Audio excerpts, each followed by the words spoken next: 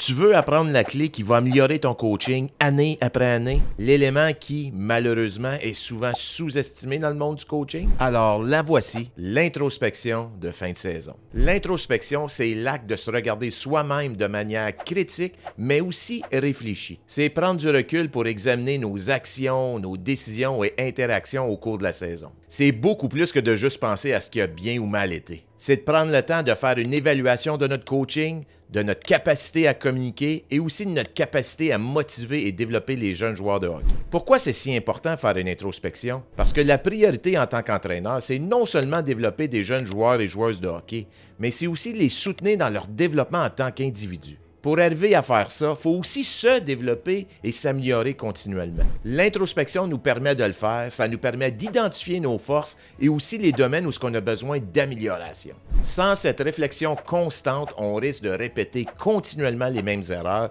année après année. Je te partage 3 clés pour mener à bien cette introspection pour que tu puisses maximiser ton développement en tant que coach. Clé numéro 1. Passe en revue les objectifs que tu as fixés en début de saison. Revenir sur les objectifs que tu as fixés en début de saison, c'est très important. Ouvre ton plan de saison, regarde tes objectifs et passe-les en revue. Prends tous les objectifs que tu as fixés et pour chacun d'entre eux, détermine si tu l'as atteint ou pas. Pour chaque objectif non atteint, réponds aux questions suivantes. Qu'est-ce qui t'a empêché d'atteindre l'objectif? Ça peut être plein de choses, comme le manque de temps, le niveau d'habileté des joueurs ou encore simplement le fait que tu as été trop optimiste en début de saison. Qu'est-ce que tu aurais pu faire autrement pour atteindre l'objectif? Si tu l'avais intégré avec un autre objectif ou mis en priorité, ou encore si tu avais passé moins de temps sur un autre, est-ce que tu l'aurais atteint? Pour les objectifs que tu as réussi à atteindre, identifie pourquoi tu as été en mesure de l'atteindre. C'est quoi la stratégie que tu as adoptée? As-tu mis ton objectif en priorité?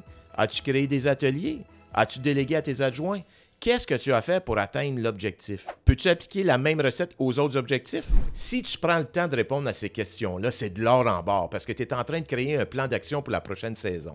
Tu peux aussi t'élaborer des objectifs de développement personnel, comme apprendre à mieux gérer ton temps durant les pratiques, apprendre à mieux communiquer avec la nouvelle génération, ou encore à t'inscrire à une formation spécifique sur le coaching. Clé numéro 2, passe en revue les défis de la saison.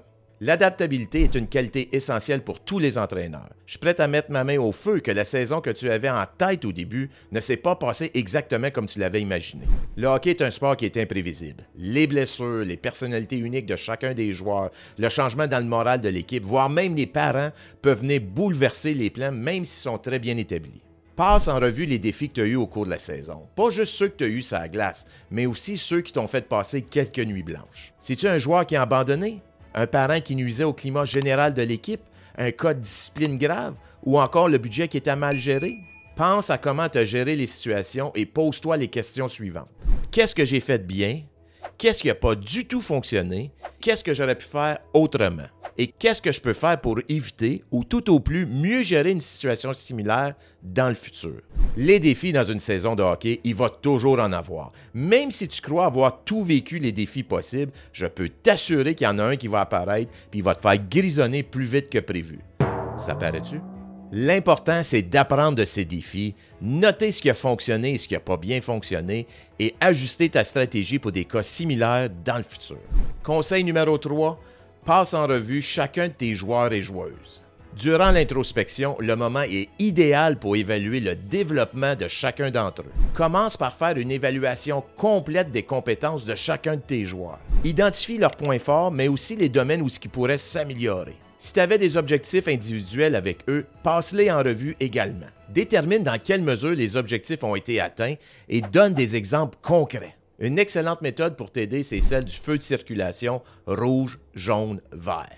Ensuite, je t'encourage fortement à organiser une réunion de fin de saison avec chacun de tes joueurs. C'est l'occasion de discuter de leur perception de leur propre développement, de reconnaître leur succès et aussi de discuter des endroits où ils pourraient s'améliorer. Durant cette rencontre, je t'inviterai aussi à demander aux joueurs leur avis sur le soutien qu'ils ont reçu pour leur propre développement. Si jamais tu entends des choses que tu n'es pas tout à fait d'accord, pratique l'écoute active. Apprends de la situation et ajuste-toi pour les prochains. Si tu prends le temps de rencontrer chacun de tes joueurs à la fin de la saison, cette approche met l'accent sur la reconnaissance des accomplissements, l'identification des zones d'amélioration et la planification proactive pour le futur. En engageant tes joueurs dans ce processus, tu renforces leur motivation et leur engagement envers leur propre développement. L'introspection est un outil très puissant pour tous les entraîneurs. Ça te permet de célébrer tes réussites, d'apprendre de tes erreurs, mais surtout de tracer la voie vers une prochaine saison encore plus réussie. Prends le temps de faire cette introspection.